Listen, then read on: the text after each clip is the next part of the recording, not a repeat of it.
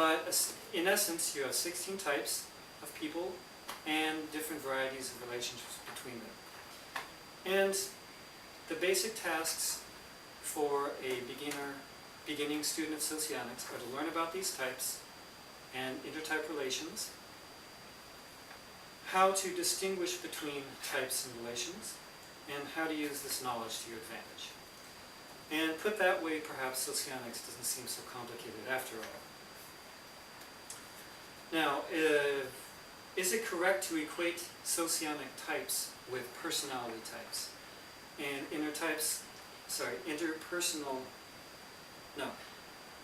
let me start over. Is it correct to equate socionic types with personality types and intertype relations with relationships?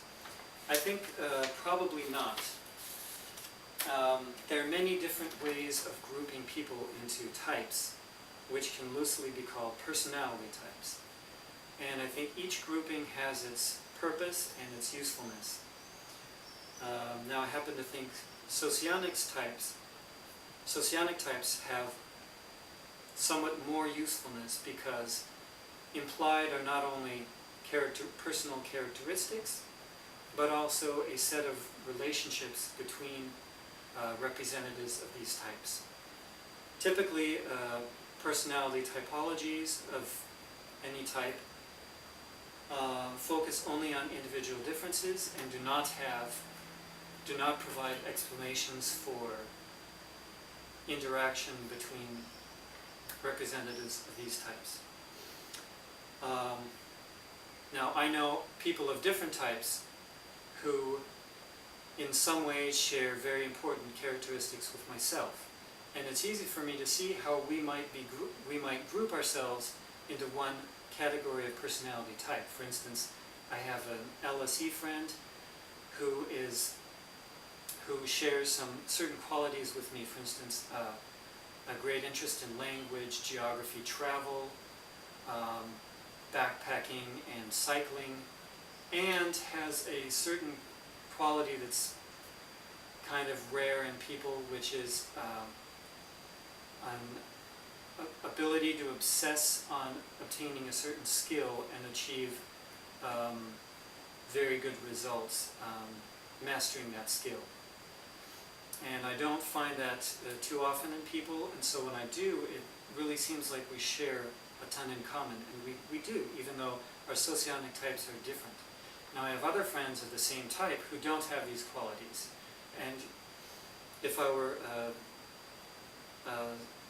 speaking of different personality characteristics, I'd probably put them in a different personality type than me and my LSE, and this particular LSE friend.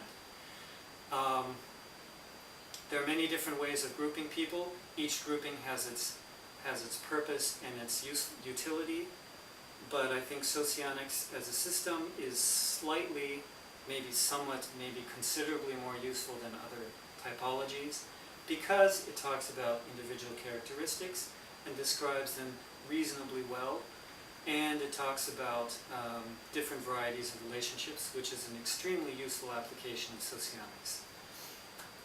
Obviously, Socionic types do not describe all significant characteristics of a person. They only focus on those characteristics which tend to define that person's interaction with other people. Now, if you have some outstanding skill or trait, such as you're an amazing musician, it may be that that is an important characteristic that directs your life activities and your path in life, but it's doubtful that that characteristic significantly influences or defines your relationships with other people. So that is where socionic types have their role among other personality typologies. With that, I think I will end this video for today, and I hope to make more in the future, maybe on more specific aspects of sociology.